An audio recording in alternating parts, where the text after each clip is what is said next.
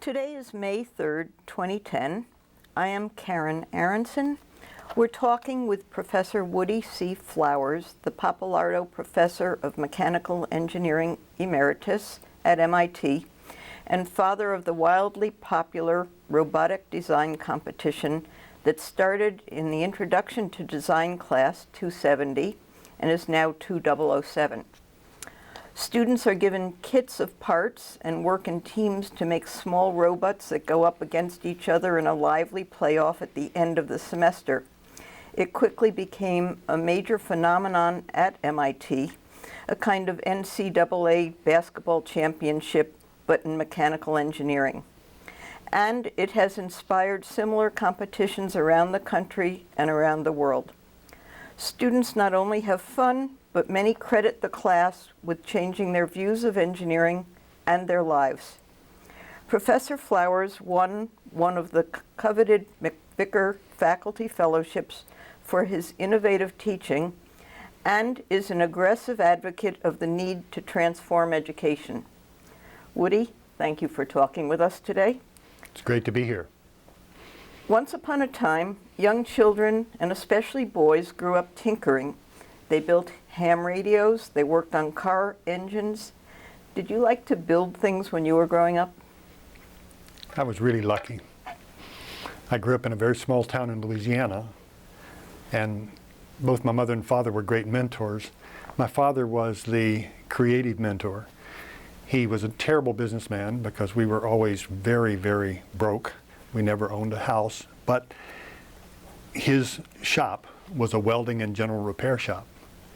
So Dad built things all the time, and I worked with him all the time. And everything that Dad did was a little different. Part of his ego was doing things that people didn't quite expect. And I didn't realize it at the time, but later in life I think I figured out that he had a peer review system, because he would go around town telling people, you know, I'm going to take a Framitz and a widget and make them into the thingamajig. And the people in town would say, Abe, you crazy SOB, you can't do that. And then he would go do it and take great pride in peer reviewing it and having everybody say, wow, that's really amazing, Abe, you did it. You know, so I believe that was one of the seeds for me doing things differently.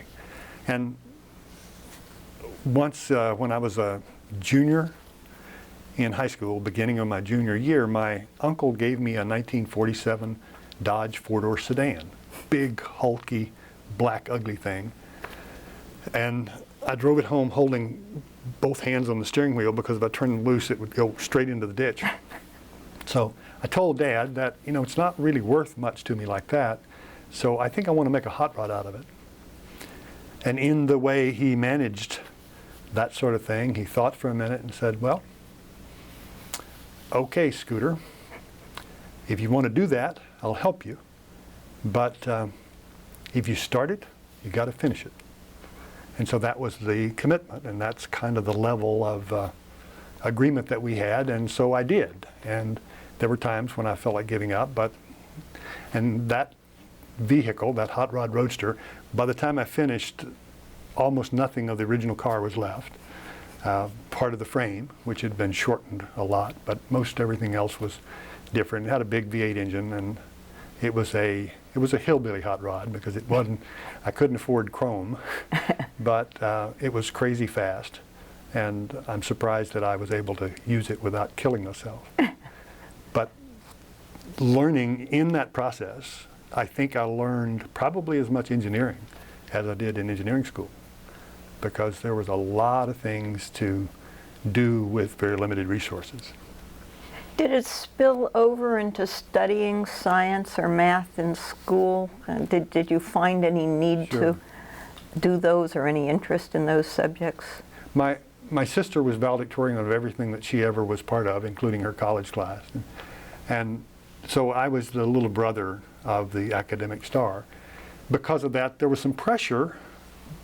Parents never said a word, but self-imposed pressure, but a feeling of insecurity. So I worked hard, comparatively, but in the small town in Louisiana, in my senior year, I didn't take any books home except for when I was writing a research paper on the abominable snowman, which was kind of fun. But you could do okay. You could make A's without really working that hard. So in the last part of my senior year, when my social studies teacher noticed that I could not fully extend my left arm, because when I'd fallen out of a tree in the second grade and broke it all up, it wasn't exactly set to perfection. So my social studies teacher, in the vernacular of the time and place, said, "Boy, we got to get you declared a cripple." So he sent me to a hospital 40 miles away, and the orthopedic surgeon looked at my elbow and said, "This boy needs rehabilitation." Wrote a letter to the state. The state gave me a rehabilitation scholarship. So everybody said, "College, opportunity you can't turn down," because we could not afford to send me to college. And I was going to get a job in the oil field and buy a Corvette. That was my aspiration. So I went off to school, and my sister did a good job of helping me balance a feeling that I could probably do it, but knowing that I had to really work hard to make it happen. So I worked really hard, and then the next year transferred to an engineering school because mechanical engineering was kind of the obvious thing for me to do. And everybody said, "Well, you did okay at that other school, but this is an engineering school, and Louisiana Tech's really hard, so you better really," so I was again balancing insecurity and commitment, and I worked really hard. And by the time I was about to graduate, I was thinking I can buy a Corvette and get a job. And I was actually interviewing in the oil field, and other friends were getting job offers, and it seemed really great. And then my department head called me in, and Dr. Thigpen said, "Have you applied to graduate school?" And I said, "What?" And he said, "You should," and I did, and somehow I got it accepted to MIT, and everybody said, "Opportunity you can't turn down," off to MIT. And I arrived here, and you can guess what the story was. You did okay at Louisiana Tech, but this is the big time. This is really going to be hard. So I was balancing, and I worked really hard. And as I was finishing my master's degree, Bob Mann called me in and said, "Have you signed up for the qualifiers exam?" And I said, "What?" And he said, "You should," and I did, and somehow I passed the qualifiers exam, and everybody said PhD at MIT, etc. Same thing happened with regard to becoming a faculty member. There was a slot, and the senior faculty said, "If you want to take that job, and we'll make a decision over the weekend." So everybody said faculty at MIT. And that kept happening. And I never got a Corvette. I drive a truck. When you were growing up, clearly some of your mechanical tinkering came from your family. Were your friends doing things like that? Did they come into the shop with you, or were you pretty much separate from? Some did. One of my very good friends was had a very souped-up car that I actually used once to elope my best friend. We had to get to Marshall, Texas, and back in an 8-hour period. So having this moonshine-running car, which is literally what it was, made that possible, and it was a dramatic trip.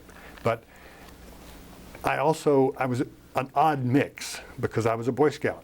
I was an Eagle Scout by the time I was 12 or something early. I can't remember when you make the transition, but I was an Eagle as a Boy Scout before I became an explorer. And I collected butterflies and did science fair projects, and so there was this strange mix of, and I played football, not very well, but I played football. And I think that was a good thing for me, because I didn't fit in a particular slot, and I've always enjoyed that feeling. Did you ever think of becoming an entomologist? A little, but not nearly as much. I like things that go clunk and bang. And do young children today do as much clunking and banging as children in your generation did?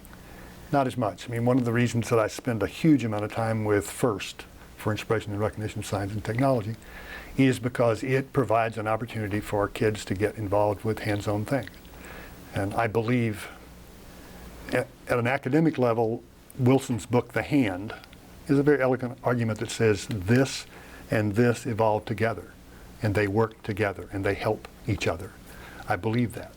There's also a recent book, The Last Child in the Woods, which talks about the fact that most of the things that I learned a lot from are illegal now. The model rockets that we did Because my father had a welding shop, our rockets were metal and big and heavy. And we couldn't find the materials to make the fuels that you read about in the magazines. But we discovered, kind of accidentally, one of the formulas was 25% sulfur or 25% powdered zinc and 75% sulfur. We couldn't find powdered zinc, but one of my friends worked in the oil field, and his father had paint cans that were this much paint and then another can that was powdered lead. Really heavy stuff. Terrible to handle, but I inhaled a lot of it. And we mixed 50-50, powdered lead and sulfur, and it wouldn't burn, it wouldn't burn. It would just make this terrible gas that was terrible to inhale. And I got frustrated and struck a match and stuck it in, and then and I came out of my little workshop behind our house all white. And so we had rocket fuel. So we then made rockets that were, you know, big, and when we carried them to the launch pad, they were really heavy. So our rockets didn't do like the ST rockets. Ours were like Saturn V things. This huge billowing thing happened and they took off. And there again, I was lucky that we didn't do something that injured someone in that process. That's the only time in high school I've ever been called into the principal's office, because the rumor went around town that those guys are doing these rockets, you know, and they don't even know where they're coming down. And we didn't. I mean, they would go far enough that we'd never see them again. Do you ever have students these days who simply don't know where to start in making a robot from a motor and a bunch of gears and springs and pieces of plastic and wood and metal because they come in and they've just never done that? Or do the ones who come into mechanical engineering tend to have done things like this in some way? Have to be careful and not talk about hands-on experience and kids today in 3-hour chunks. But one quick story that kind of makes the point. Students have lived in a virtual world. Students at MIT are incredibly smart. They've jumped through every hoop that has been held up in front of them. So it's not their fault, but just society has directed them in different ways. In our senior design course, one of the really elegant students who happened to be the leader of her group, they had divided up some tasks, and she had accepted the one of finding out whether a piece of reinforcing steel, rebar, could be bent into a tight loop and serve as a bearing. And she came into lab, and I was there early, and she had a slightly bent piece of rebar, and it had been heated. You could tell that it had been hot, and she was going to report that she really can't do that. It just kind of doesn't work. And I said, we got a few minutes. You know, why don't we go out in the lab and we try some stuff? So I went out in the lab and I found another big steel bar, and I found the biggest vise I could find, and I cranked down the rebar against the piece of steel that I was going to wrap it around, and I took a 4-pound sledgehammer and I climbed up on top of the bench, and I was going wham, wham. And you know, my father had a blacksmith pit, so that was familiar to me. So wrapped it around, made a fine bearing, and as I finished kind of the last blow, I looked up, and 3 of the best students in the class, really sharp people, were standing there with their jaw open. And you know, I wasn't behaving like a professor, and they'd never seen anyone hit a piece of steel hard enough to just mold it. So that visceral understanding of the behavior of mechanics is really important, and it doesn't fall out of the sky, and it certainly doesn't come out of a textbook. It comes through real interaction. So I believe I had been so lucky, because when I encountered Castigliano's theorem about deflection of materials, it kind of made sense. And I had a basis for saying, you know, that's about right, or not. So what happens if there isn't a Woody Flowers in the lab? Well, I believe it's very important that we rebalance education. I'm not saying go back in any way. I'm saying let's readjust, because the beautiful news is that we have these incredibly powerful tools that are analytical tools that are so easy to use. They get really good answers. But they can also be off 4 orders of magnitude because of a typing error.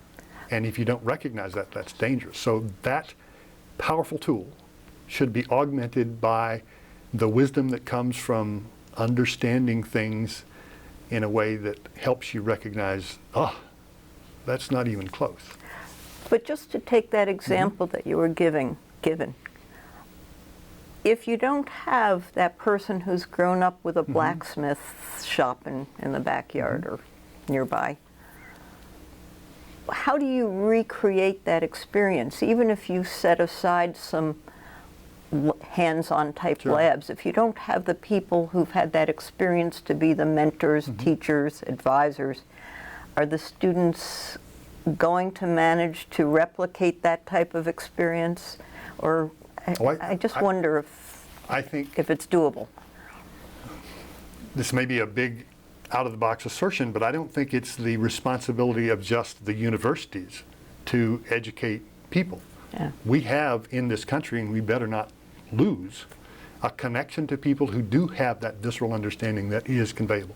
So I'm personally devoted to the notion that it's not about lecturing at, it's about working with. And mentorship and apprenticeship are things that are really sophisticated things that we should worship. And MIT graduates, for example, have an obligation to give back. And they know a lot of that stuff. So whatever we do, we need a system that does pull out of society those resources and make sure that that stuff happens. And I believe that we can find the room or the space or the time or the resources to do that by exporting the training piece of education. The codified learn calculus stuff shouldn't be done with 2 people working together.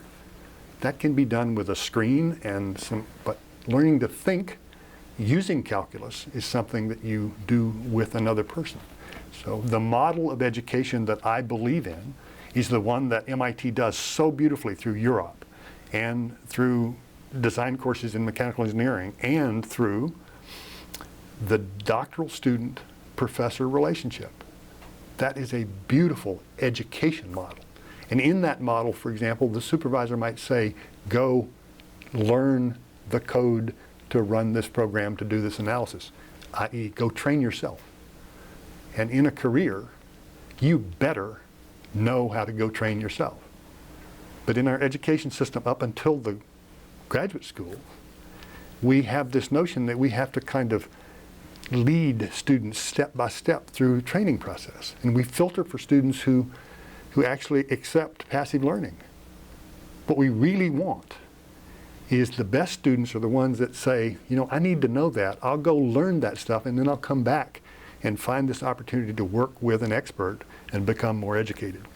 But you think there are enough people in our society, the practical resources, so to speak, to keep in the system or build into the system somehow such that it gets passed along? Sure. The kinds of skills you're talking about. And I think we have to return, I mean, it's an old-fashioned notion that agriculture, mining, and manufacturing are the only sources of real wealth. Economists kind of chuckle, you know, when I ask questions about that. But I believe that as we look at what's happening in the world economy, we do begin to see that all currency is potentially a Ponzi scheme, and if there's nothing to back it, if you can't exchange it for something at some point, its value is diluted. I believe in the last few years we've seen a major part of the economy that was just associated with the world. There was non-productive activity that drew a heavy tax from the system. Here again, I'm not saying we should go back, but I believe innovative new products that actually involve touching things and understanding complex systems, etc., will be the source of whatever real wealth we are able to gather. Let's go back to the design contest itself, and how it was born and how it evolved and your role in it. You weren't even a professor yet, or That's right. Faculty. In about 1970, I became the Engineering Projects Laboratory Coordinator, which was, actually, I was an instructor, which at that time was a faculty position, so my faculty appointment record goes back further than usual. That's And you had your doctorate already, or no? I did not have a doctorate, Right. but that was an oddity of the way the records were kept at that time, I guess. But in that role, the Engineering Projects Laboratory was an innovation that was primarily driven by Professor Robert W. Mann, and it was part of the Mechanical Engineering Department. We put out an annual report and we gave seminars and things like that. I was to help make that all happen. But in addition, I was used as a kind of glorified teaching assistant in the design courses. And the first year I was involved, Herb Richardson, who later became the department head of mechanical engineering, was in charge of the first design course. It had a different number than 270 then, but it became 270. And he had heard about Xerox Corporation doing something called, giving employees something called a creativity kit to stimulate their creative juices. So we did that. So we had a brown bag of stuff, and we gave it to the students and said, make something useful. And it was an odd mix of pieces of balsa wood and paper clips and things of that sort. My office mate, Don Margolis, and I were both helping with the course some. And we made the observation that the students really struggled with deciding what to make. That part of the exercise was really, really difficult. And I think ultimately, I believe that one of the most sophisticated things a designer ever does is decide what to design. If you want to learn about you and the design process, it's probably a good idea to say, here's what you're designing, and here's some stuff to do it. So constrain the problem, and as you become more sophisticated designer, you just peel off constraints. And then the final, very wise designer has no constraints and decides what problem to tackle. But what we suggested, what Don Margolis and I suggested is, next year, let's give them the kit of materials, but let's define the problem. And so I was involved with the kit the next year, or the course the next year.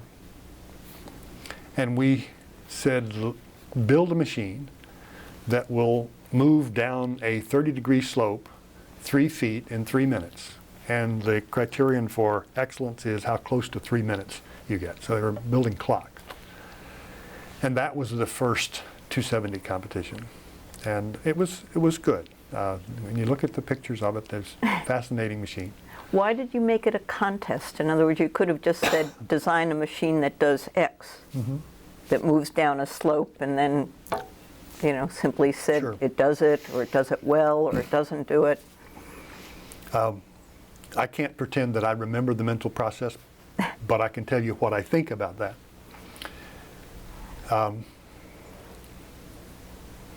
Students always compete. We always want to know how well other people are doing. If you say we're going to use this as a criterion, and by the way, that's not what your grade is about, but whether or not you do something purposeful is what your grade is about. And by the way, if you help each other, you'll probably learn a lot. So early on, with some of the ways that we structured things, we laid the groundwork for what I later started calling gracious professionalism, which is an umbrella term that had to do with competing like crazy, but treating each other nicely and helping each other in the process. It turns out that really works. We humans like that. And in particular, if the competition, it doesn't have to be like reality TV today. You're not trying to focus on the tear forming in somebody's eye because they've been ridiculed. It was humiliation-free, gracious competition. And you also had the right to say to your instructor, look, I don't want to make a clock. I want to make this thing that goes zipping down, stops, and then celebrates. So as long as you did something that was interesting and did it well, then you could do well in the course. So competition doesn't have to be malicious competition. It can be gracious competition, and that's the way that was set up and got started. And students at MIT embraced that notion, by the way, and as the years progressed, it became more and more the tradition. Do you like contests yourself? I don't know. I'm not sure. How many students roughly were in this course? In the first one, there was probably 24, something like that. Not very many. Not very many. At its peak, 270, 220 or 30 people would show up on the first day, and I think we probably have given as many as 200 grades. Did you have any idea when you were starting out that it would become so popular? Absolutely none. I was just doing what seemed like the right thing to do. And I stumbled into, I love designing things. And to go to sleep at night, I pick something to design and work on it because that's kind of my meditation. It also turned out that I guess my fascination with design was a bit infectious, and I liked getting other people hooked, and that ended up, I talk about teaching, but I don't think it's really teaching. I think it's helping other people learn. And saying that you're teaching implies a push, and I think a pull is a better way to think about it. Do you still go to sleep thinking about design? Absolutely. Absolutely. What are some of the ones you've thought about recently? Well, last night, my wife and I are going on a nature photography trip to Costa Rica, and I'm trying some new ways to do macro photography.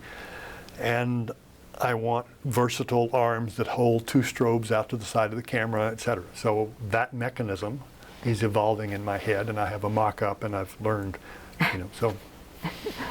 Do you ever find you're not falling asleep because you're getting so excited about the design progressing? Well, most of the time when I don't fall asleep, it's because I lose track of design and start looking at the list of things that I should be doing. What do you think made the course so popular and the contest? Well, I worked hard at the course.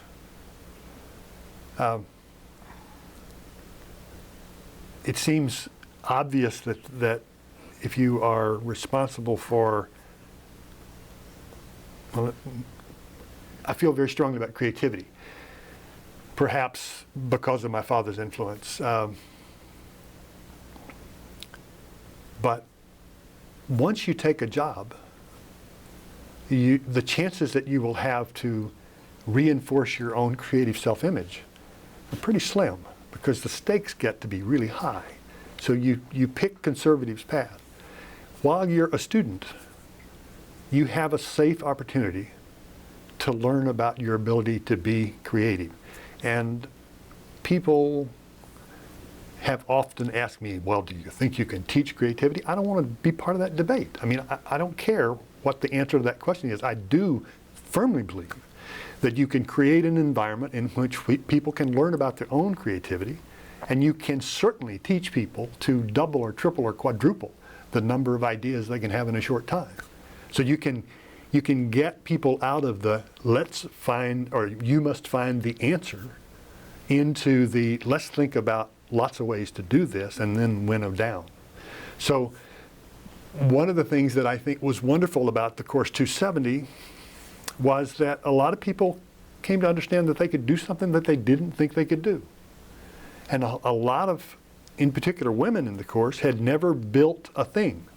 And when you build a thing that will over there kind of do what you told it to do, I believe there's a feeling of attachment, of birthing or something, that you've created something in a completely unambiguous way. Some of the other things that were part of the course were Bill Verplank was a fellow graduate student at the time, and Bill had spent time at Stanford and helped with their visual thinking course. And he taught me about some of the things that they had been teaching, so I pulled from Bill some of that stuff and modified it and brought it into the course. Such as? Pardon? Well, sketching. I mean, for one, I had a 10 or 12 lecture series on sketching. Most people don't think they can draw. that's almost always wrong. One can learn to sketch remarkably effectively in a remarkably short time. So one of the things that was great to me was to be able to watch students, one of the assignments I would often give them was draw your room. And I would give them a way to do it. 1 point perspective, way to do the convergence, and all that stuff kind of falls out. It's incredibly algorithmic. I had a minor in art. I took drawing from art instructors. They don't do what I would do. I didn't say draw what you see or feel. I said do this construction. And then after that you can start being an artist. But they would draw their room and be really proud of it, and they would send it to their parents. I did this. So in several ways, students were able to do things that they'd never been able to do before, and they were tangible things. They could talk to other people about it.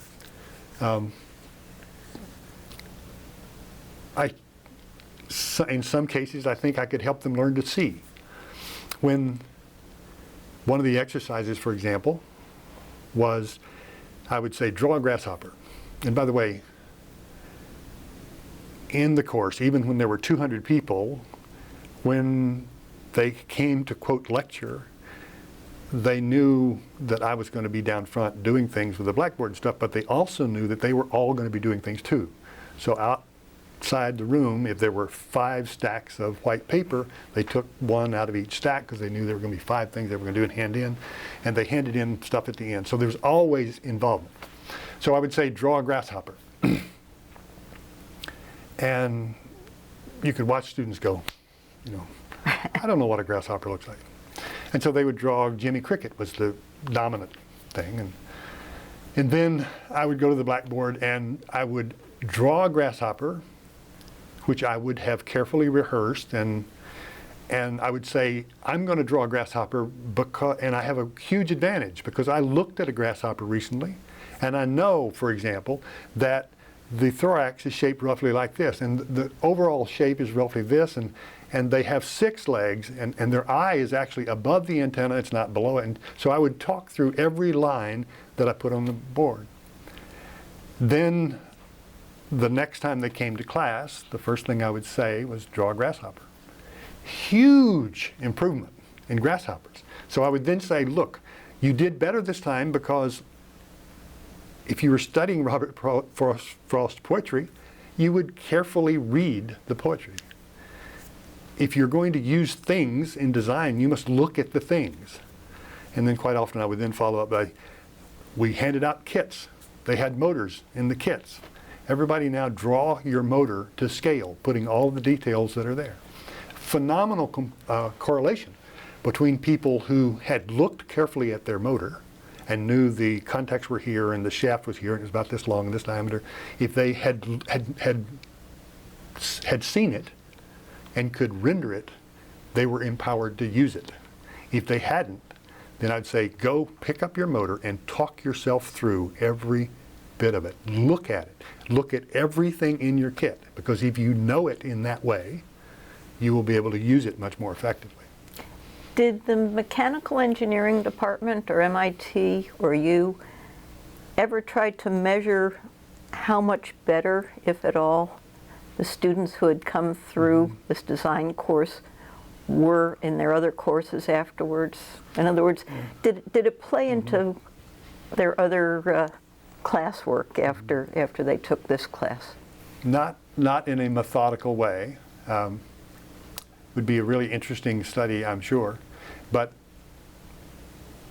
first approximation, if you just looked at people's ability to sketch something, there was a big difference. If you asked them about their ability to drill a hole where they thought it ought to be, there would be a big difference. So there were lots of skills that one could assess. Right. It depends what payoff you're trying to capture. Right. Did the contest run smoothly from the beginning? Did you run into any obstacles or? It was generally. I'm proud of the way it ran. I think that I'm somewhat of a fanatic about details like that. And I think we were making a deal. One part of the deal, by the way, is that if you did this economically not solid but interesting assessment, I would always put on the blackboard at the beginning of the class how much the students had paid to take the class. And that's not quite right. You know, I just take the portion of what it costs to be at MIT for a year, and that number would end up being $300,000 or $400,000, a lot of money. So I would say that's a lot of money. You guys have paid a bundle to do this. So here's the deal. We're going to try hard to make it worth it, but you should try hard to take advantage of it. Another thing occasionally I would do is, as students came into class, I would give them a ticket that had a price on it for that quote lecture that day. And it was, you know, what you'd paid, and that number would be $45 or some number like that. I don't think it's fair to a large group of students who have given a chunk of their life and some of their parents' money to not try to make sure that stuff works. And making a big mistake in the way a design competition is stated is a serious mistake. And I would try really hard to, you know, when I was trying to fashion these things, to make sure there was a whole group of criteria. One distinction I'd like to make at the beginning, when we first started doing this and faculty at other schools would ask about it, quite often people would say, you know, I had this great idea, and I don't know whether it's possible, but I gave it to the students as a creative exercise. And you know, that's pedagogically criminal. I mean, why would you ever do that? You got a very small chance at making sure that people regard themselves as creative, and you're going to potentially give them something that can't be done. And you know, so we would try very hard to fashion competitions in which you would never sort the class into was able to and not able to. You always wanted gradations of success. In an ideal world, everyone was able to do it, some better than others. You also want to try very hard to make sure that there is not one killer way to do it that's horrendously complex, because if everybody recognizes that and they try to make this really complex thing and it doesn't work, that's not good for their image either. So we tried to do what I call ambivalence scaling, so that the faculty, staff working on the course would be ambivalent about whether you'd like to make an arm that reaches or a car that runs over, or so you try to make the trade-offs very subtle and difficult. I actually tried to make sure that the competition was not fair, because you know, if you set out to say this is a fair competition, we're going to find out who's best, that's not the right environment for a creative exercise. So there were always lots of places for egos to hide. Yeah, I did okay, but you know, I happened to run up against the guy that had the right end, and it was all right. And that was the spirit. And I really loved seeing 19-year-old males give each other a hug after a round of competition in which one had beaten another. And I think that spirit is a major part of what made the course complex. So fun, hardest fun they've ever had, worked really hard, long hours, complicated things, lots of thoughts about strategy, etc. But the competition itself was more of a celebration than a competition. So it was a big party that celebrated what had happened up to that point. And you know, things like one year a student was trying to make their epoxy dry really quickly, and they put it in the oven, and so when their name came up, they put a pile of ashes down on the starting plate. Because we said that the deadline is completely unambiguous. When I first started working with the course, by the way, the course would give about half incompletes. Students would have these design projects they wouldn't finish. And I said, wait a minute, that's, you know, let's do this thing and end it. And the number of incompletes went to essentially zero. because it was over then, and you couldn't go back and revisit. So they got some credit for their ashes? Sure, sure. And by the way, part of the, in the design courses, we typically have more information about what students have done than you ever get in a lecture course that has 3 grades and a final.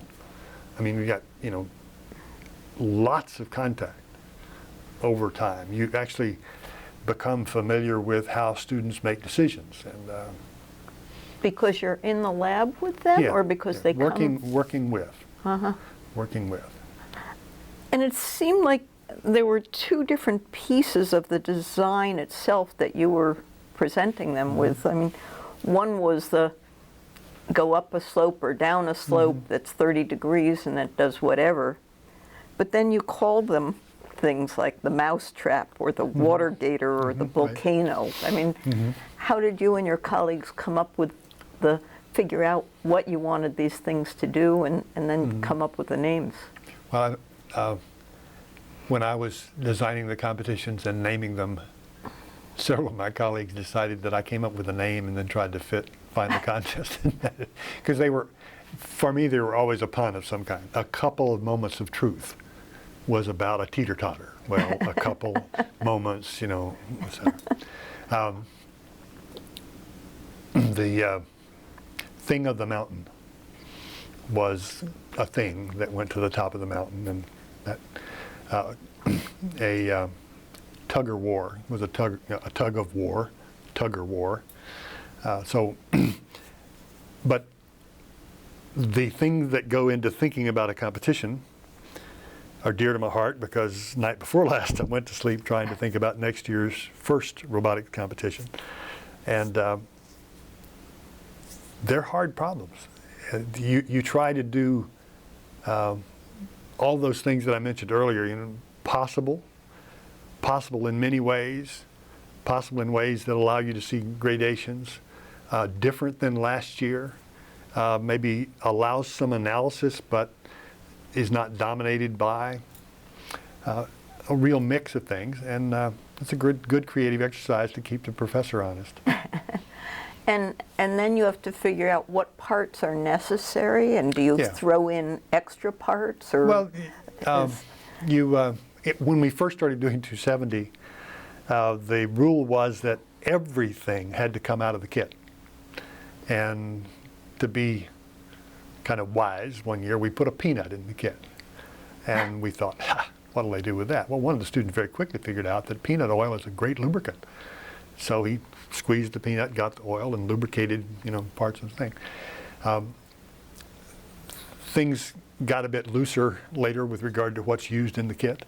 And now it's really quite wonderful, because rather than cutting out intricate parts with scalpels and coping saws, they can use laser cutters and water jet cutters and really elegant things. I think that's great. I mean, I think that the rapid prototyping world has pulled all of that stuff much further along.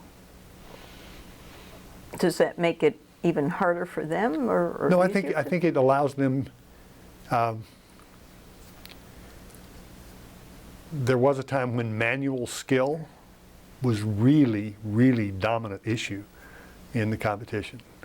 A lot of people would have really good ideas, but they couldn't quite get there. The people that did well were the ones that had a good strategy, a good idea, and had the execution skills to make it happen. Now, some machines and computers can help you with the execution skill. Still means you have to have good strategy, good ideas, etc.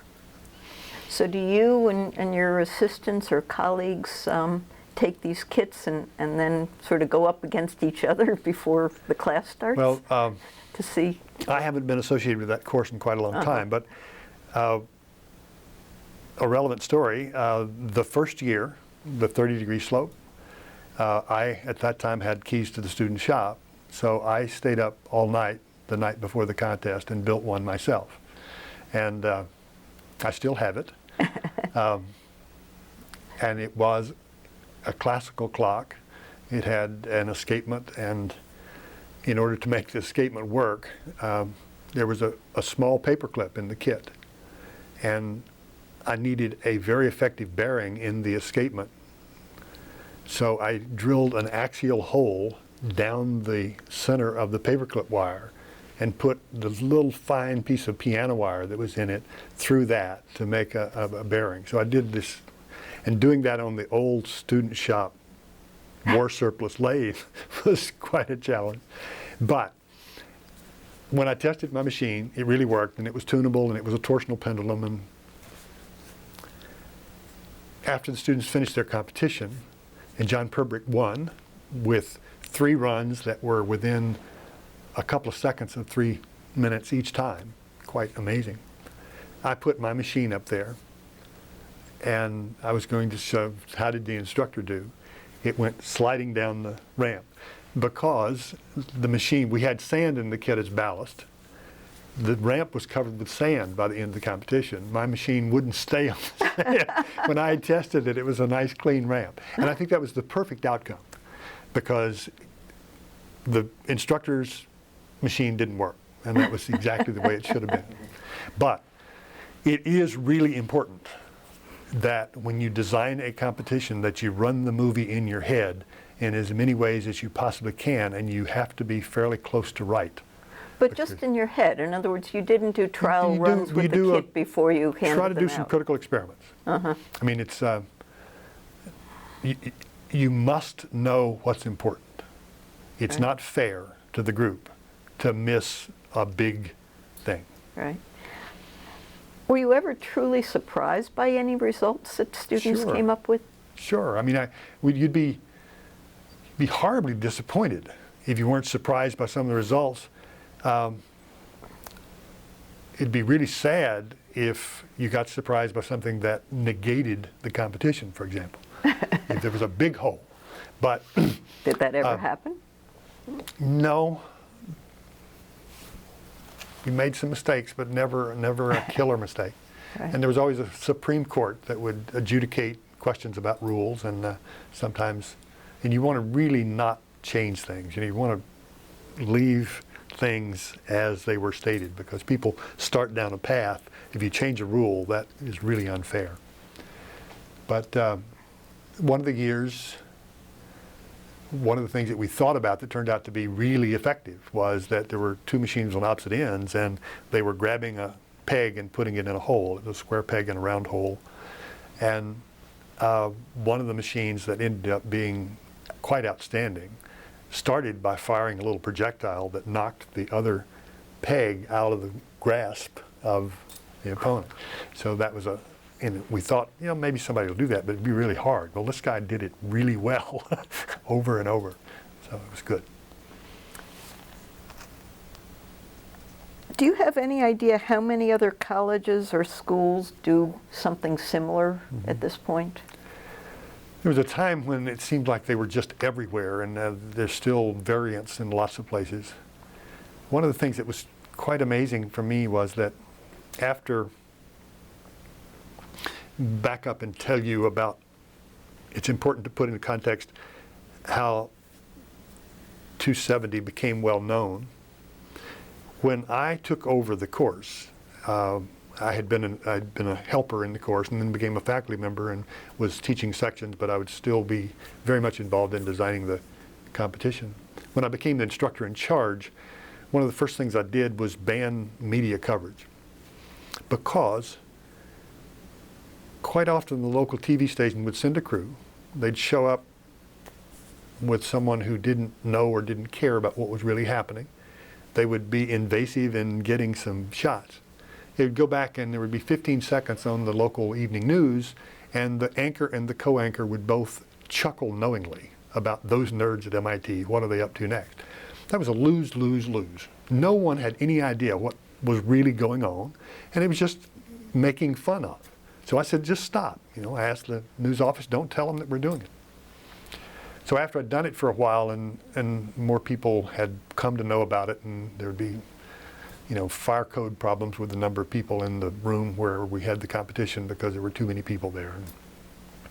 So folks from Discover the World of Science came and said, we'd like to cover the competition. And I said, no, thank you. And they were kind of shocked. And I said, we just don't need that kind of publicity. So they went back, and then the proprietors of the company that was the producing company for Discover the World of Science came and sat down, and we had a long conversation, and they said, we want to do a 14-minute piece that's really serious about the pedagogic theory behind this stuff. We want to understand what you're doing. And said, okay, write a letter to the students, tell them what you want to do, I'll let them vote. And they decide, and they voted to say yes. And Joe Blatt was the producer of that first segment, and he did an outstanding job. It was just a beautiful job about 270. So that started a series of those, and that was... About what year, roughly? Oh. Mid-'70s, late 70s? No, that's probably mid-'80s. Mid-'80s. And that led, Discover the World of Science ended, and Scientific American Frontiers was the follow-on program. And that was the reason I was the host of Scientific American Frontiers for the first 3 years of that program, because we got to know each other a lot. And Japanese version of PBS took all those programs and put them together into either a 1 hour or 2 hour, a big special. And that was a really popular program in Japan. And I went to Tokyo several times to be a guest at competitions that were run by MyTech Corporation and others. And people would recognize me on the street in Tokyo as the guy from MIT that does those. So in the United States, there were many versions, but in the rest of the world, some of them were really ubiquitous. There were, a major part of Japanese education got focused on that stuff for a while. And obviously, Japan is still really dedicated to the idea of robotics competition. What does it take to win a contest? How much is design savvy and knowledge? How much is luck? All the above. I mean, as I said earlier, we really tried to make sure that luck was important in winning, because it depended upon who your opponents were, things of that sort. But it's a great lesson in you had to do a whole series of things right.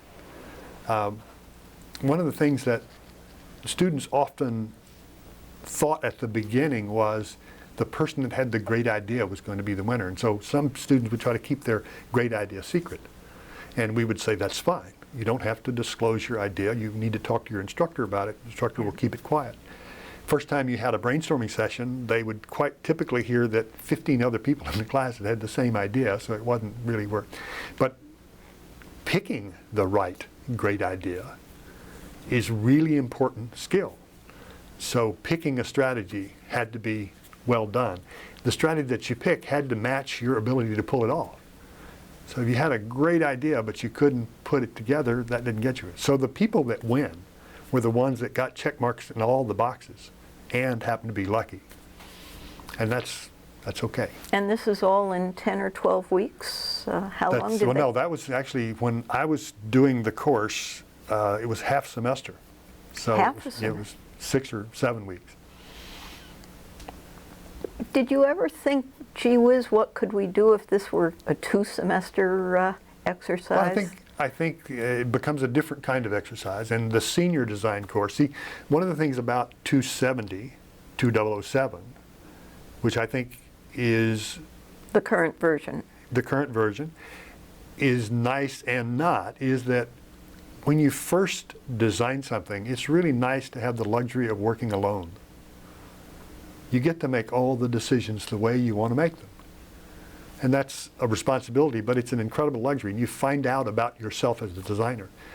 In our curriculum in mechanical engineering, when you hit the senior design course, the opposite extreme happens. In that case, a problem too big, a time too short, a budget too small, and a team too large. And those teams are like 20 students. And we make sure the problem is big enough that it must be distributed. So MIT students in general have been very good at policing their own trademark. They've had control over how they were being evaluated, their quiz, their homework. All of a sudden, they're depending on a large group of people. And I think that's really, really important part of engineering. And it brings out some interesting things, such as, I was saying that it's really nice to be able to render quickly and sketch and get other people to understand your ideas. The extreme of that is a well-rendered bad idea is a horrible disservice to your colleagues, because if you convince them that this thing is wonderful because it looks beautiful, and then you find out it was a bad idea, that's not good. Likewise, if you have a great idea and you just describe it by waving your hands, you've lost. So in a team, the complexity of the design process explodes. It's much more subtle, sophisticated, human interactive, and thus a senior level activity. When you started, each student did his or her own project, or did they work in teams at all? No, 270 has always been, for me, a design it yourself activity. Ah. And the senior design course has been both, but in the last 15 or so years, and right now Dave Wallace is running that course and doing an absolutely fabulous job of doing this thing where, as I said earlier, the most sophisticated thing a designer ever does is decide what to design. The first half of the semester, this group of 20 people are deciding what to design. And a lot of students struggle with that and say, why don't you just tell us what to do? That misses the point. Understanding what constitutes a product opportunity is a big deal. And engineers must take more responsibility for that. It's not that the marketing department should tell the engineering department what to do. Engineers owe it to society to be more involved in that process. Have you or anyone else followed the careers of the contest winners? And are there any interesting patterns if you have? Well, sure. I mean, there's a whole bunch of folks that have come. See, the people that come through those courses are the people that come through mechanical engineering. Mechanical engineering has an amazing group of graduates. And, you know, it would be, I would love to claim credit for all the outstanding people that have come through mechanical engineering, but that would not be fair. But there's a very long list of very impressive people. And even if you look back at the PBS coverage of the 270 contest, you'll find lots of people who are now quite well known. Have any products come out of it, saleable or commercial? Not that well, out of, you know, designing a robot to accomplish a particular task doesn't usually generate product ideas. Right. But the senior design course has generated some products, and you know, there's one of them is a thing called Kinkajou, which is a battery-operated LED projector for adult education in places where they don't have electricity, and that product I think is moving along. I haven't heard about it in a while. There is Atlas Corporation builds a sender, a winch that lifts people quickly, and I think that has roots in almost identical project in 2009. Let's go back to your own education. What was your college experience like, and did you ever have any class like 270 while you were going through college? Didn't have anything like 270, but I was lucky because I was able to pull some of that stuff out of Louisiana Tech in a quite natural way. My Engineers Day projects at Louisiana Tech became somewhat infamous, and I was lucky that I didn't kill someone in the process of those Engineers Day projects. But one year, for example,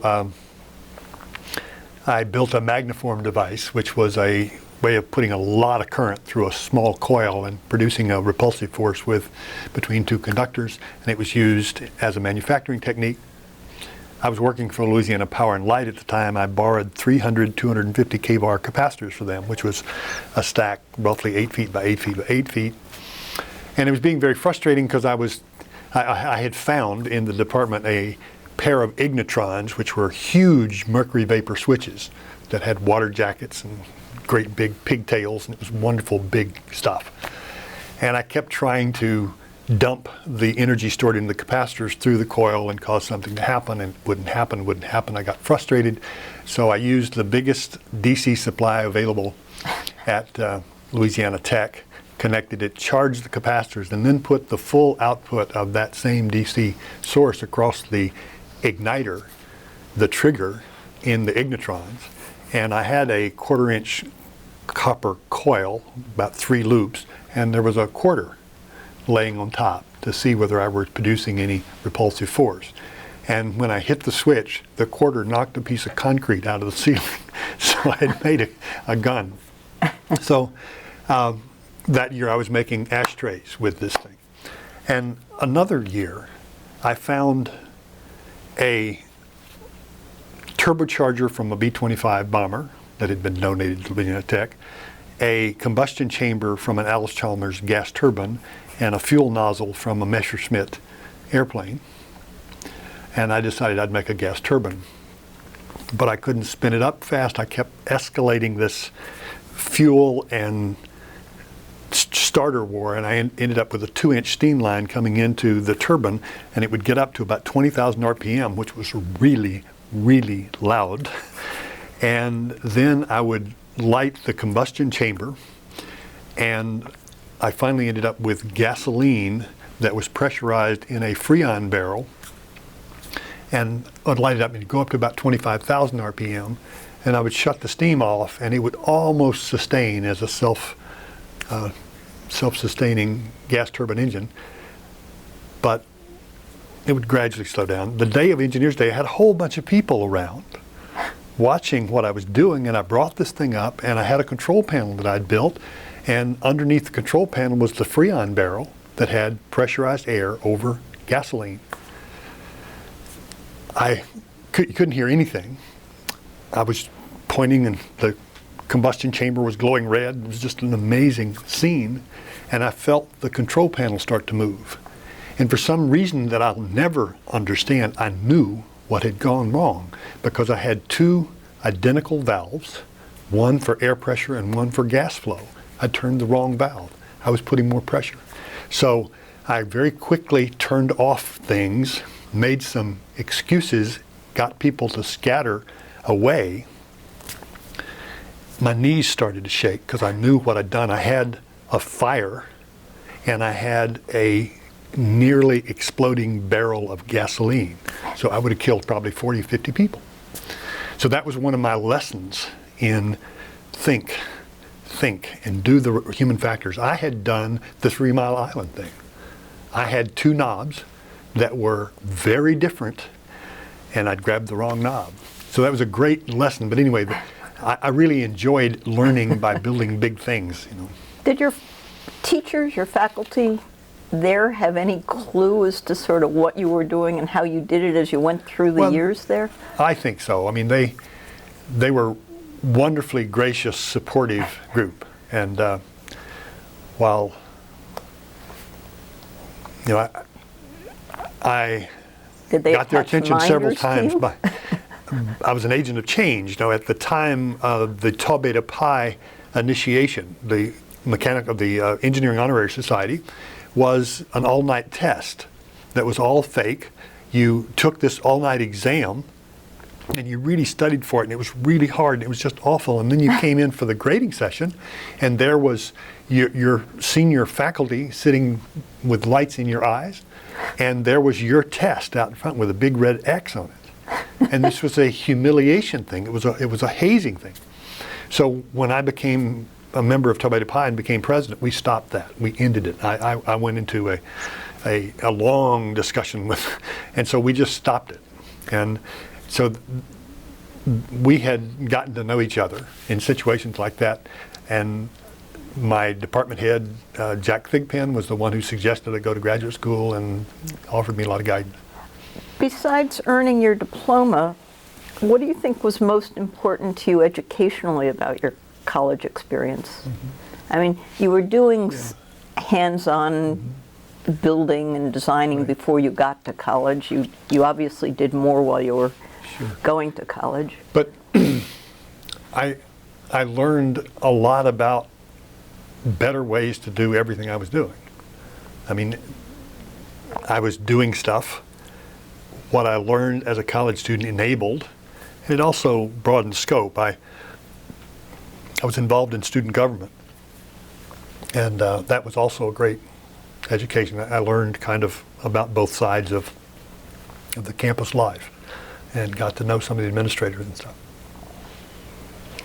Did you go right to graduate school from? I did. I had, from Louisiana Tech, one summer working as corrosion control engineer in Houck Field in southern Arkansas for Humble Oil. Absolutely wonderful education. And then to graduate school. And I finished my first semester and rushed to Louisiana Tech to marry Margaret, who was finishing her master's degree, and then we came back for the semester. And my arrival at MIT was interesting in a whole bunch of ways. This was what year? This was 1966. Harvard Square was the center of the hippie culture and protest, etc. From a small town in Louisiana, I arrived in Harvard Square, and I had a room a block and a half off Harvard Square. So I was like a deer in the headlights. It was just kind of amazing cultural shift. And they took my chest x-ray, standard screening for tuberculosis, and a sharp-eyed radiologist picked up a scar in my aorta. Turned out when I was a junior in high school, I'd been in the back seat of a car that was in a horrible accident, and I was lucky enough to survive. Broke lots of things, is the way I absorbed energy, just tearing stuff up. But luckily they didn't discover that the deceleration had ballooned my aorta at the time. So my aorta looked like a 75-year-old person with arteriosclerosis. So the advice was those things usually rupture now or later, so you probably ought to get it fixed. And because I was here and because I'd been an employee of Humble and they wanted me to come back to work for them, DeBakey's team in Houston and Jerry Austin's team at Mass General were kind of fighting over me to do the surgery. So I picked Austin's team at Mass General. He's a graduate of our department, by the way. And so I had open heart surgery right after the end of my first semester. So there's a lot going on. And MIT was, from the beginning, an incredibly intense place to be. Any other recollections of your first impressions of MIT and what it was like, and even how it compared as a university? Sure.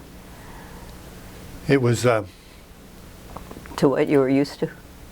Dramatically different in a whole bunch of ways, but the students that I met, again, I arrived with, I think, a good balance between thinking I could make it and being really aware that the level of performance had been bumped up, and this was a highly competitive group. And I met a bunch of really great colleagues, and we worked together, studying together, and my period as a graduate student was really, really a wonderful time in our life. Margaret and I learned a lot, had a great life together. One of the amazing things that happened was I became involved with the art group at MIT and met Otto Pina. Otto introduced me to his wife at the time, Nan Rosenthal. She had written a doctoral thesis on Moholy-Nagy light space modulator, which is, the original is down at the Hartford Bush Reiching Museum. She asked me to look at it and say, can it be fixed? Because they don't run it because it's a dangerous machine. It was the grandfather of kinetic sculpture, a rotating thing with lots of moving parts. And I concluded that it was dangerous to itself because it had been renovated badly and because the original design had some serious flaws. Moholy's wife was still alive at that point. She heard about my comments by hearing Nan's stuff.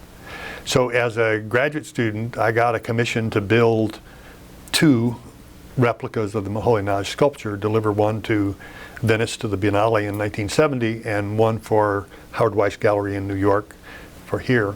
And so I felt weird about that because I have some pride as an artist myself. But so my name is not on any of the replicas, but they work.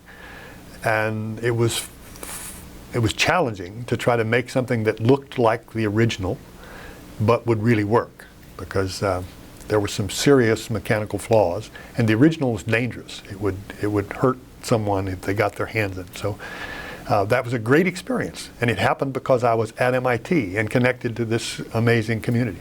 So MIT has been a fantastic amplifier for almost everything that I've ever been involved with.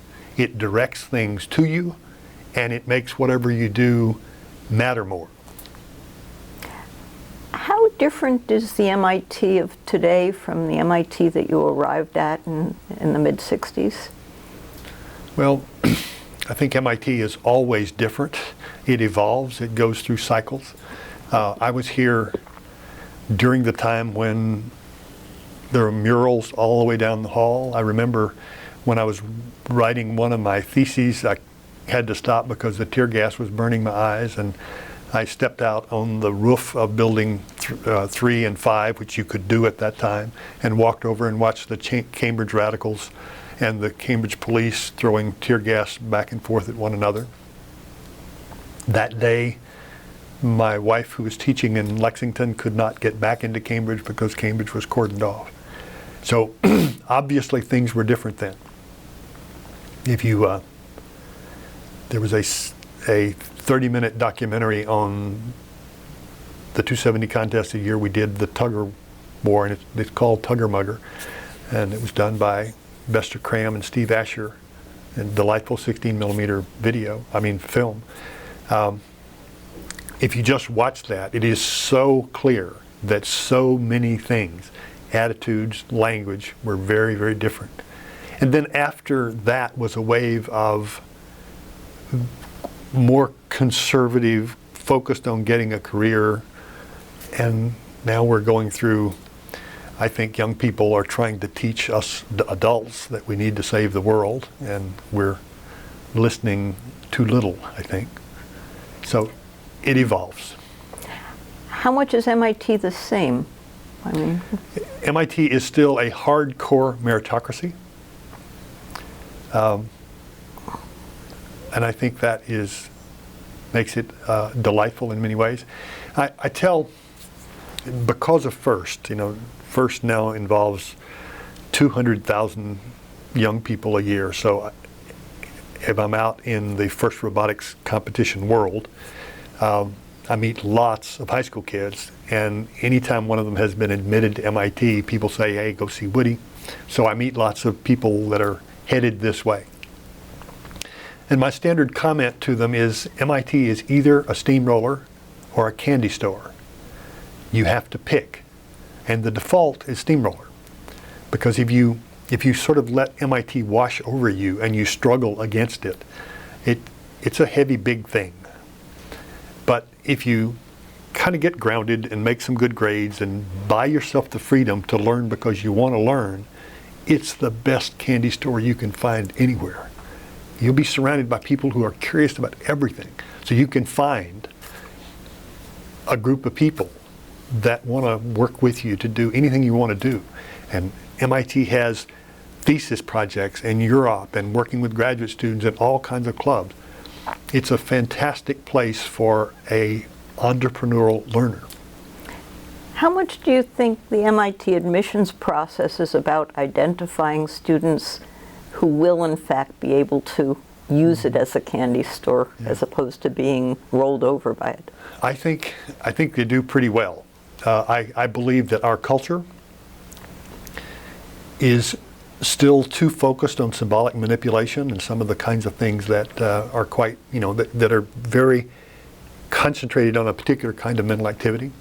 I think there's a whole bunch of kids out there that are customizing motorcycles who would be unbelievably good engineers if they could get over the symbolic manipulation hurdle of calculus or something like that. So I think we miss some fantastic opportunities because we still have a minimum level of grades. You know, I still in faculty meetings,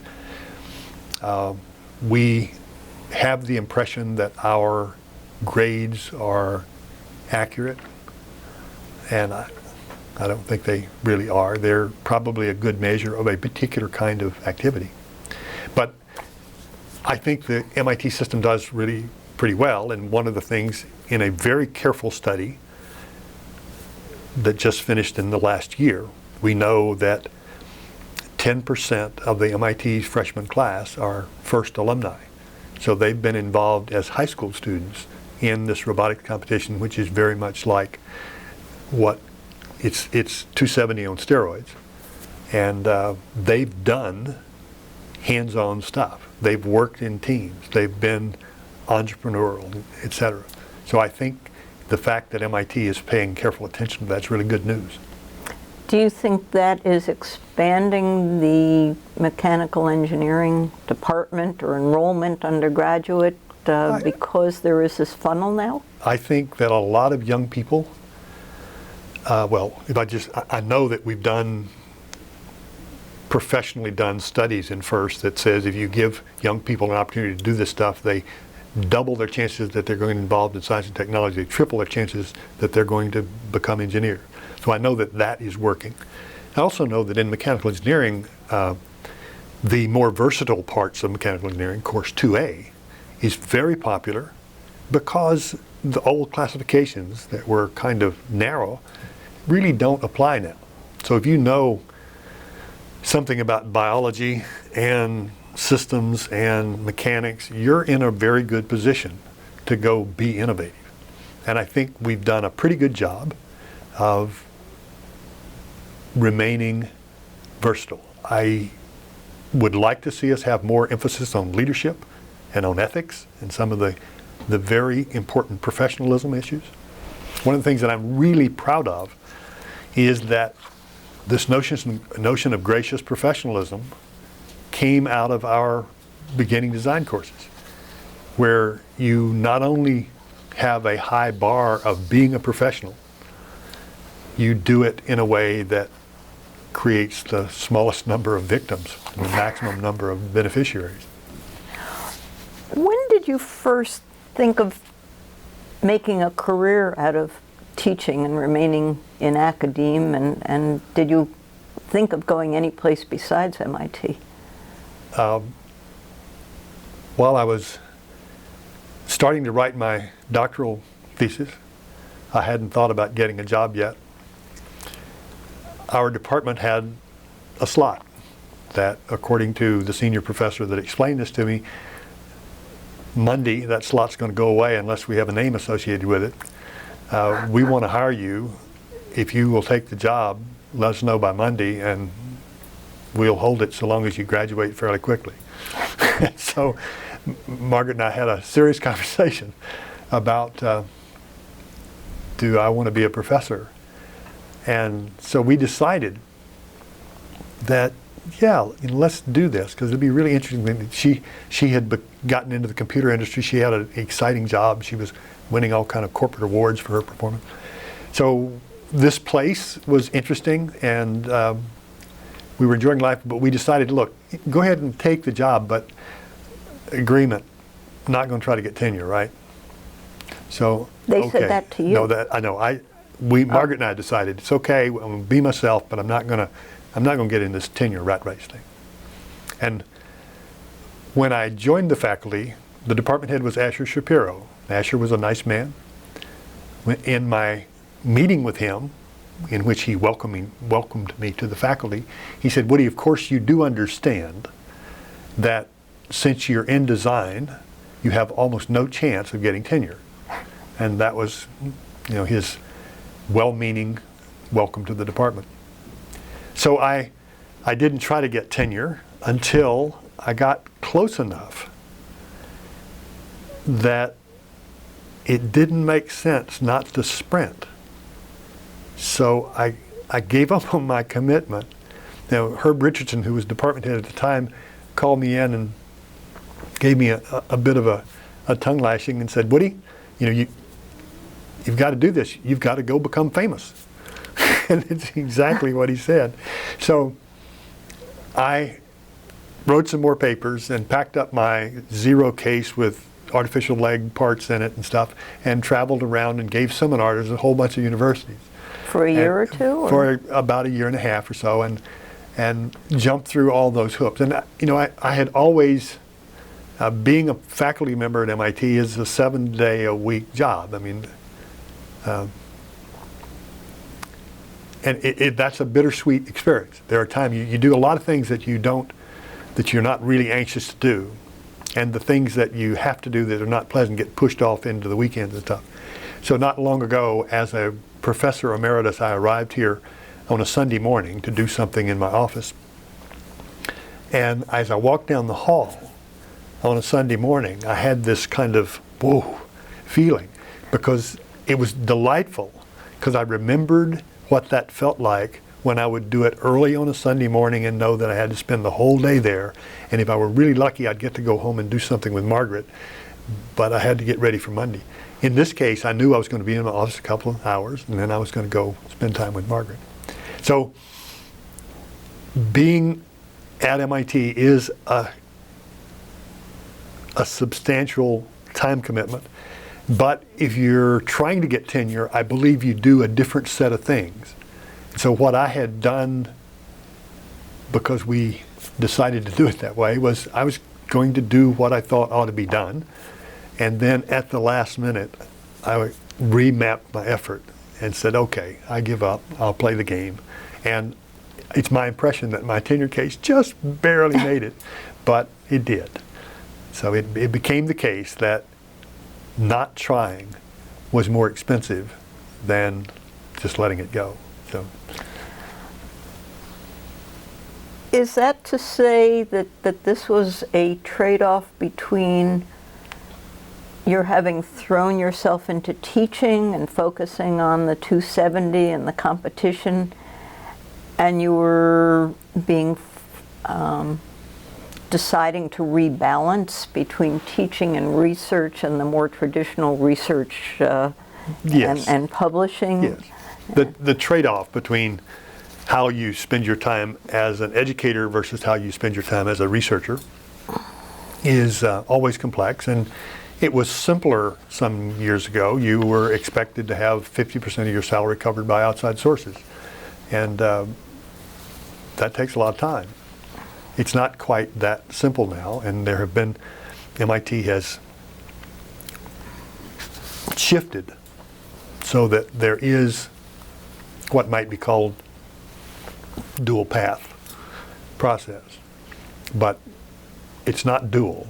You can be tall and short or this way, but you can't be zero and. So but I'm glad I picked the path that I did. I feel very satisfied. I think my relationship between me and MIT is a little bit like a sibling. I mean, a parent-child where the child misbehaves a little bit, and I made department heads a little anxious from time to time about whether I was towing the line. In particular ways? Or? Well,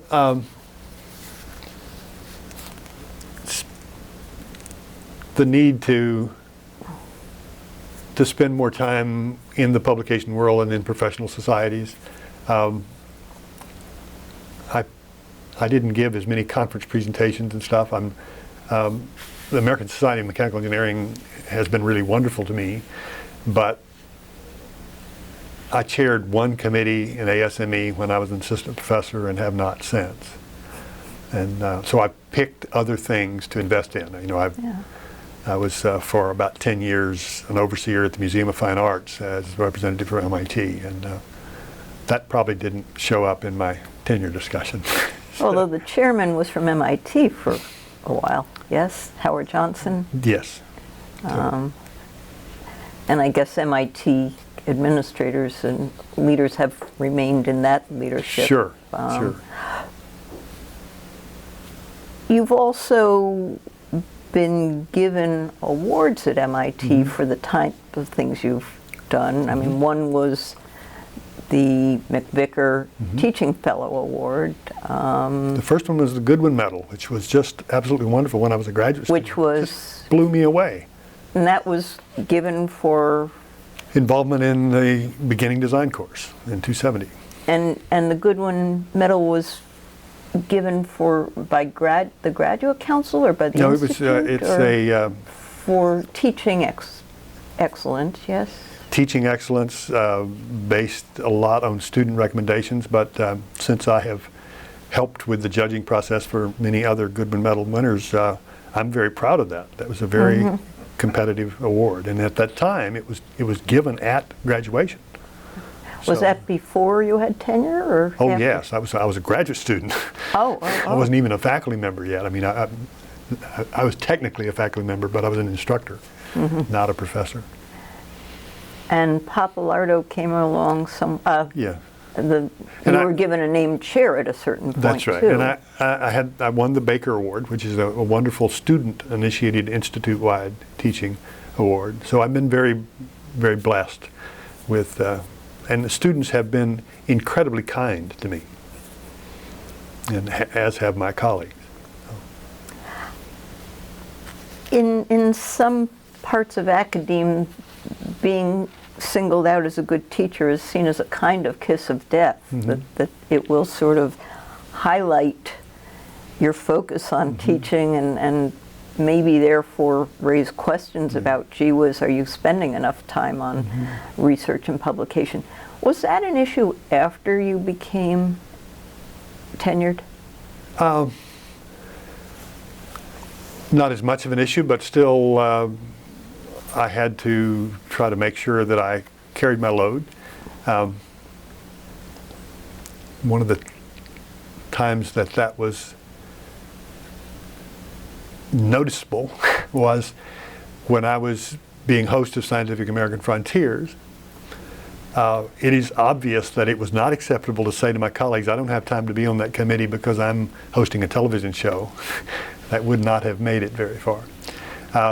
So hosting that show and being a consultant and being a full-time MIT faculty member was stressful. And that was what, late 80s, early 90s? Late 80s, early 90s, 1990 to 93. Did you get involved at all in helping, were there any efforts to say to other faculty at MIT, here are ways to make you better teachers, and Professor Flowers is one of the people who knows how to do it? Any kind of activities along those lines? I participated in several committees and workshops and things where we tried to address that problem. We as a community are fairly sensitive about that question. If you decided that you were going to require a pedagogy instruction certification at MIT or something, there would be an earthquake. So the things that have happened, I think, we do have some institutionalized help now, but it's a sensitive issue. And in particular, some of the things that I would love to see happen more is focus on professionalism and focus on things like ethics. I wrote the foreword to Caroline Whitbeck's book on engineering ethics.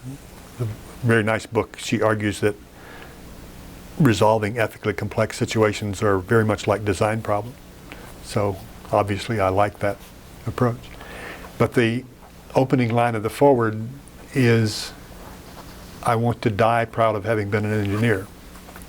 And I believe that, and I don't think that professionalism or professional behavior or ethical behavior drops out of just being educated. I think you have to think about it.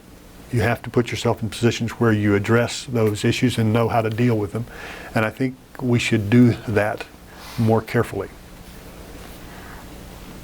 Do you feel that the time you devote to being a good teacher did take away in some way from research you could have been doing? I mean, is there necessarily a trade-off?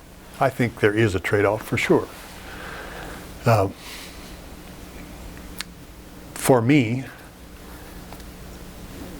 going back to this notion about, I don't think teaching is quite the right word for me. I think helping learn feels better, and that takes time. If you can't pick up your notes from last year and go in and go over that material, or in today's language, you don't download the slides and go through that PowerPoint presentation. If you are designing new things for students to do when they are with you every time you do it, that takes a lot of time. And it's not something that happens at your desk. You have to go do things. You have to go be in the lab. You have to go buy a prize for this thing. You have to go gather things. You have to put together kits for them to use. So there's a lot of different kinds of activity. Right.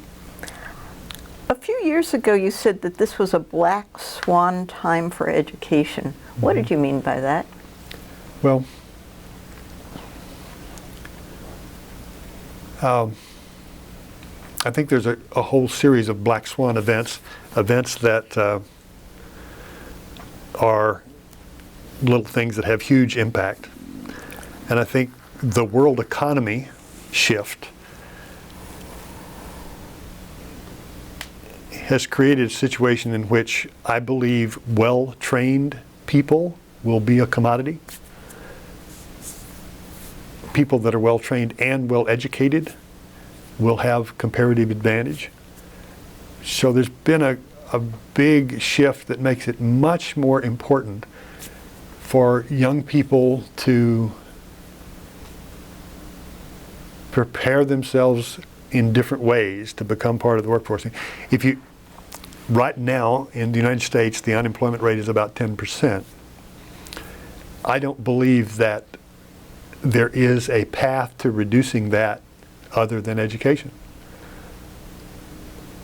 I believe creating new real wealth will come only from innovation. We have no advantage in natural resources. We can't trade mining, agriculture, or well, we can trade manufacturing for real wealth. But so in the developed world, we consume 2 or 3 times what the rest of the people on the planet do. We can't keep doing that unless we produce 2 or 3 times what the rest of the people do. So the downshift that's occurring is going to be either severe or not as severe, depending upon how productive we can be. And I don't believe, for every student in the developed world who really understands calculus and really can do symbolic manipulation and analysis very well and even think creatively, there's 100 somewhere else in the world. And in many cases, they will have the same level of training as kids in the developed world. So the marginal value of contribution will be determined by how innovative and creative and professional, et cetera, all higher level things. So all that stuff, to me,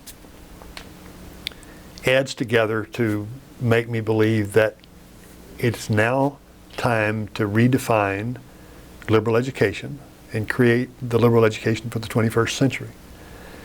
And the liberal education for the 21st century, there was a time when a liberally educated person knew a lot about humans and what they'd done in the last 100 years, and it was dominated by white males. The nerds were the ones that knew about the universe and natural laws. I believe we need to move both toward the middle. And I believe the liberally educated person for the 21st century knows a lot about the universe and knows enough about humans and human behavior to be effective. In the same speech, I think, a couple years ago, you expressed some dismay that some of the mechanical engineering students at MIT could not explain why a light bulb didn't light up when connected to a wire and a battery. What was that about? Well, it is frightening. There are our system produces a particular kind of understanding. And the students here have done a really good job of making their way through that system and gotten check marks in all the boxes.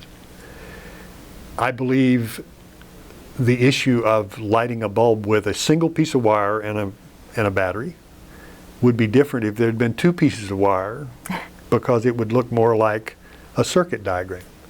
So the abstraction to reality transfer had not happened enough, wasn't fluid enough to be natural. Connecting abstract learning to the real world is really important.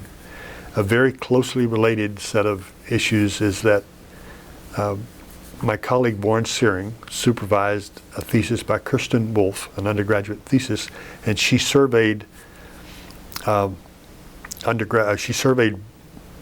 graduates about 10 years out.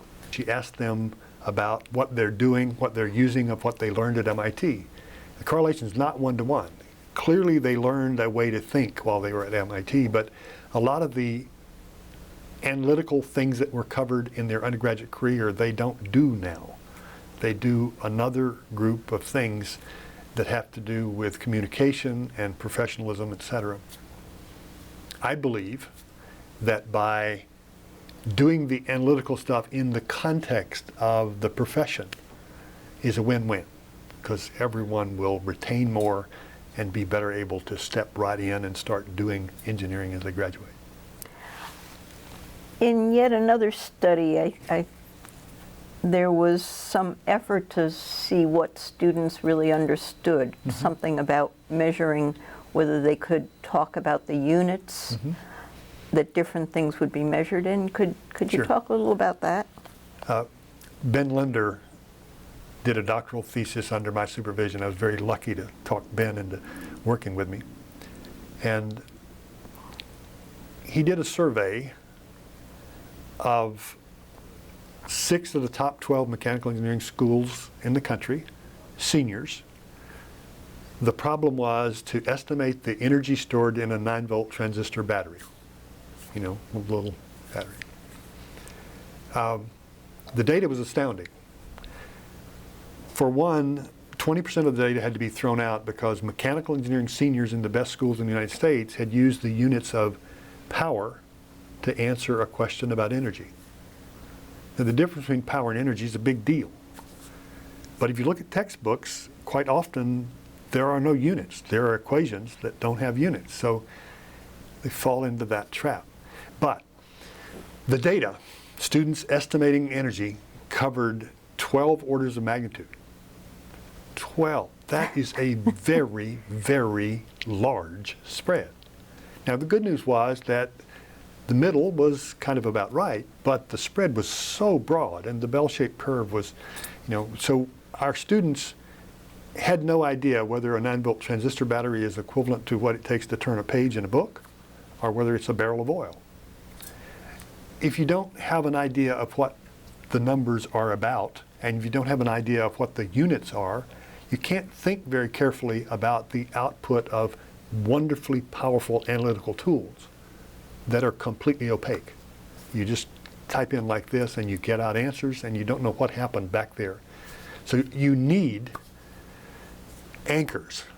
You need calibration points. You need ways to model the important question to ask about what's going on here. If you put your faith in, if you do the put your snout to the spout where the gospel comes out and do not doubt treatment of an engineering tool, you're dangerous to society. And after you had these findings, did you or your department or the engineering school make any changes? Did it bring about any kind of gee whiz moment? I've tried to make sure that everyone that I talk to knows about Warren's data and Ben Linder's study. Ben also asked our seniors to just write down the units of the things that we have, quote, taught them. And the average response is that our seniors know the units of half the things that we've covered. I think that warrants attention. And I think we probably should do more to make sure that doesn't happen anymore. So if you could wave a wand and reshape the educational experience in your department or at MIT generally, Sure. what would you change? In other words, do you have a fully formed vision, or is it more a general principle? I have a dream. Okay. It's a somewhat complex dream, but the major part of it is that I believe that we should stop lecturing and stop writing textbooks and outsource training to highly produced new media materials. Avatar cost $500 million. It was 1,000 people in 4 years. Every one of those the best in the world, super at what they do. We've never done anything like that in education. So if you look back at 1994, I have data, 600,000 college freshmen took calculus, 45% failed, 250,000 failed. To say that $2,000 is a reasonable cost for a semester for a student is very conservative.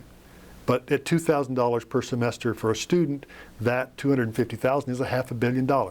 So every year we have a recurring cost lost associated with one course, calculus, that blocks a whole bunch of people who probably should get into science and technology but don't.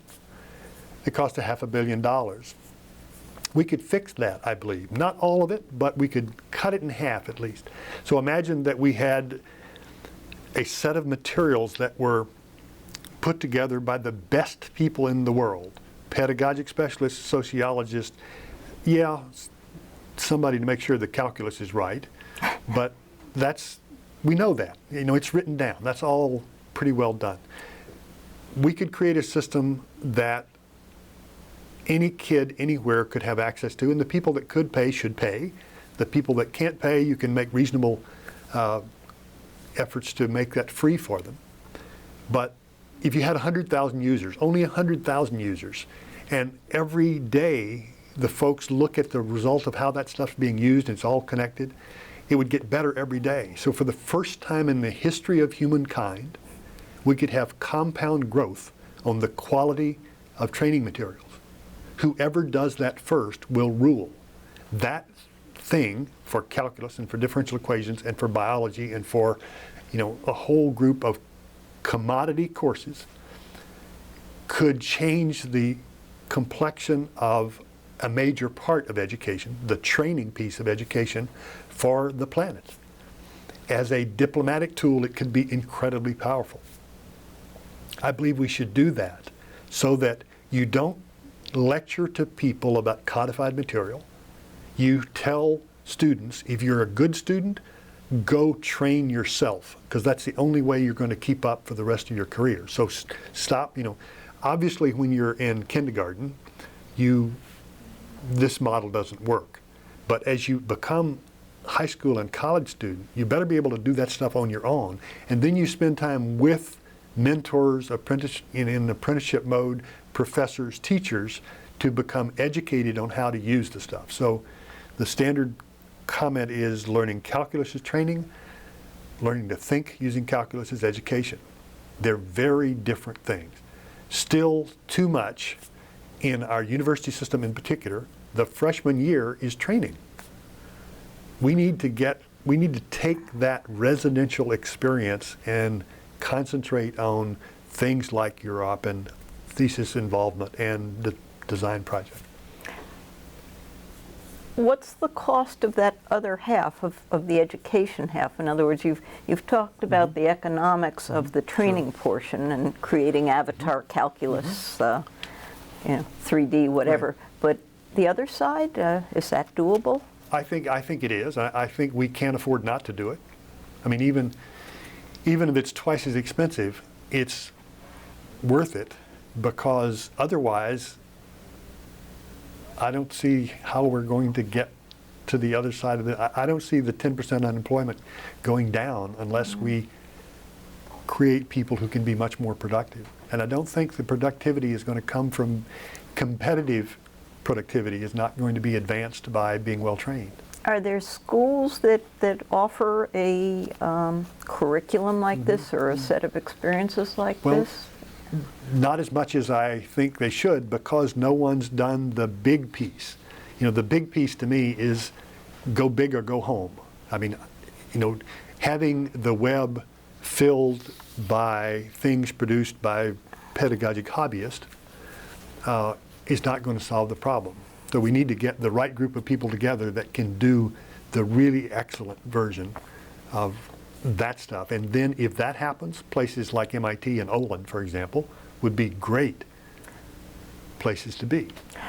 So it would be hard to try this with, say, a small group of students, 30 or 50 freshmen, because you need the big investment to create an appropriate training. That's right. The calculus and That's physics. right. Just as if you had $100 million to invest in movies, you would not invest in $100 million movies. You would do one $100 million movie. Mm-hmm. We're not going to get over this hump until we change the model. Right now, the textbook companies are saying we're going to scan our textbooks into things like the iPad, mm-hmm. and we're going to offer the professors an opportunity to do some video to go along with that. We professors don't know anything about high-value production stuff. We need to have really qualified people helping. If Disney writes the story of calculus, it'll be riveting. If Pixar does the animations to go with that, it'll be riveting, etc. How closely does the Olin College of Engineering come? I know you've been involved mm-hmm. with them and that they have more hands-on experience, but how do they handle the training, and I think what's the mix? I was involved quite a lot early on. Mm-hmm. I haven't been involved much in several years, but I think they do a very good job of trying to make sure that the students get involved in doing things immediately. For example, they have a freshman course in user-oriented design, which means engineers from the beginning learning about customers mm-hmm. and what they might need. I think that inverts the typical process. You know, most engineering schools still do the capstone design course, and very often that course doesn't involve deciding what to design. So Olin's doing that from the beginning, but they still have this burden of there is this cup to drink. So they still have to find room for that in the curriculum. I believe that kids could learn that codified stuff while they were in a service project in the developing world, learning about themselves. You know, right now, in entirely too many colleges, the freshman year is trying to learn how you can finish early enough on Thursday so you can get drunk 3 nights in a row rather than 2. And that's not, you know, even the military does a better job of enforcing mature behavior than the university system does. So I think we need to make some bold moves about how to do that, and giving kids an opportunity to learn about themselves serving others rather than partying all the time would be a constructive move.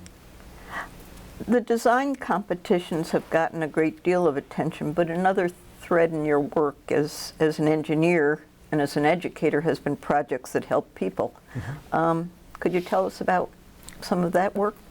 I was lucky because my research assistantship offer when I was at Louisiana Tech came from Professor Robert W. Mann, and he was a pioneer in getting engineering involved in helping humans with maladies. So my first project with him was a sound source ball for blind children play, and I chose not to. I did that and really enjoyed it and worked with kids at Perkins School, and they were able to play with this ball because they could hear it. It was an interesting design problem and execution problem. But I chose not to use that as a master's thesis, did another thesis. And then as my doctoral work for him, I developed a human interactive simulator for studying various kinds of prostheses for above-knee amputees.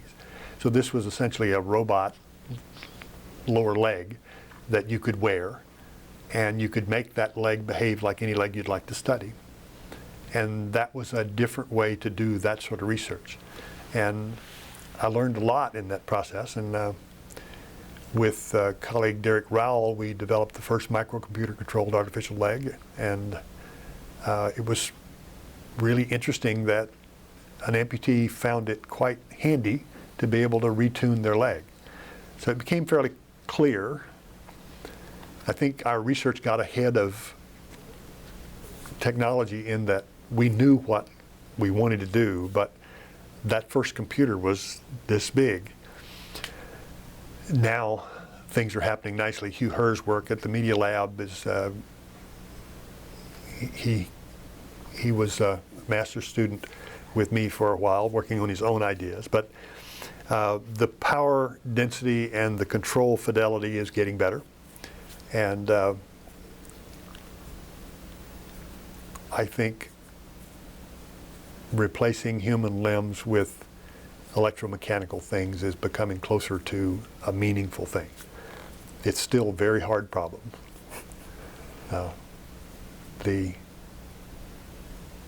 If I do a one-leg sit-up or support my body on one leg, the moments that occur around my knee mean that this thing that took bacon and eggs for breakfast is lifting one end of a Volkswagen. The forces are just huge. Not only that, it can move like that. So as an actuator, the human muscle system is really, really amazing. So when you start trying to mimic that, it gets tough. And in the research that we did, I decided, I think this is true, that if I lost a leg above the knee in particular, I think I'd have a prosthesis with wheels.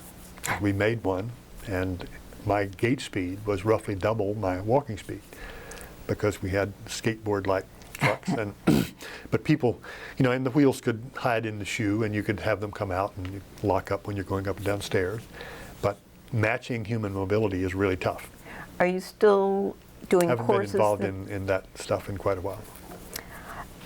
You've talked a little about wanting to bring more education on ethics and leadership into the mix.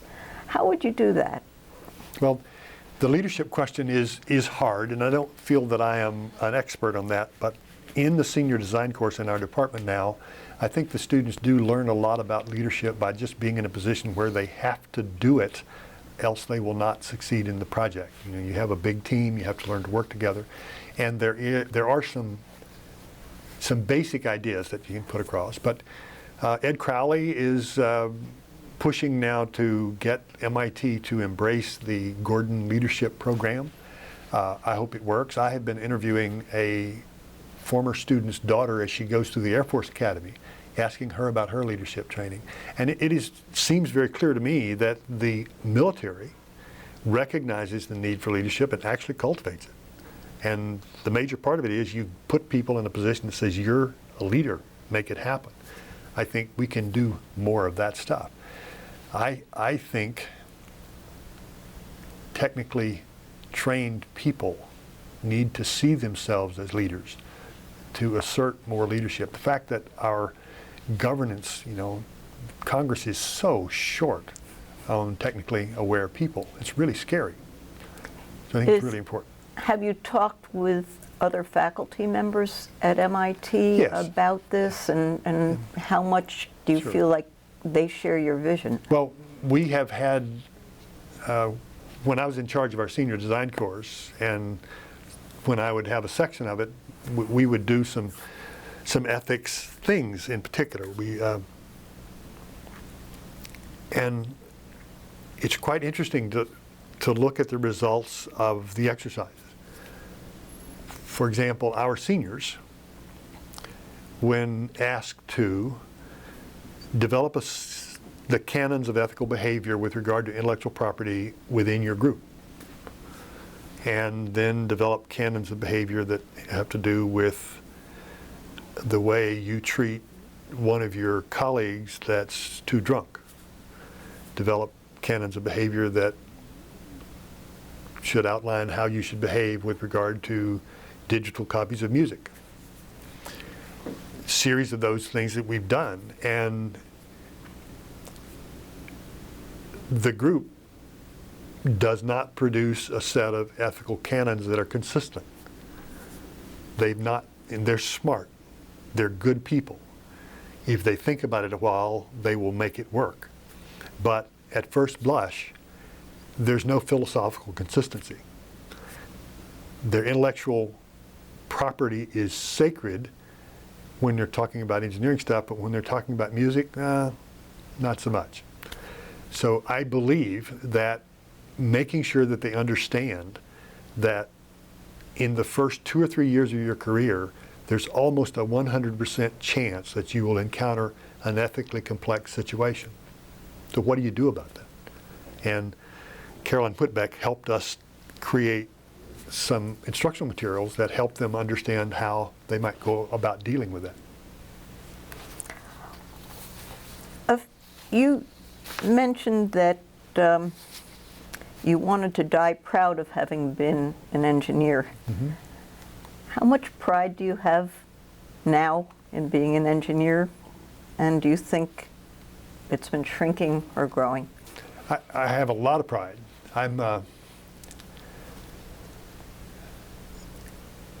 The decision to retire was remarkably easy for me because there's a whole bunch of things that I want to do. But I feel really good about what my career at MIT has represented, and I feel very good about how it has proceeded. MIT has allowed me to do my thing, and I've done my thing, and the students and colleagues have been really kind in their response. So I feel pride. I feel a lot of humility because a whole bunch of people have done a lot better job with a lot of things than I could. But I'm thoroughly enjoying a lot of the other things that I'm doing now based on what I learned through my interaction with the MIT community. And I'm enjoying this interview. I think Margaret and I have just finished most of The Hidden Brain, a delightful book that is a very good argument that we don't really know what's conscious and what's subconscious. But I think I have been comfortably, honestly answering all those questions. And that feels good. I don't think that I have a need to or an urge to misrepresent what has happened in my career at MIT. Thank you for talking to us. Congratulations. Thank you. Good luck. Thank you. Enjoyed it. Love it.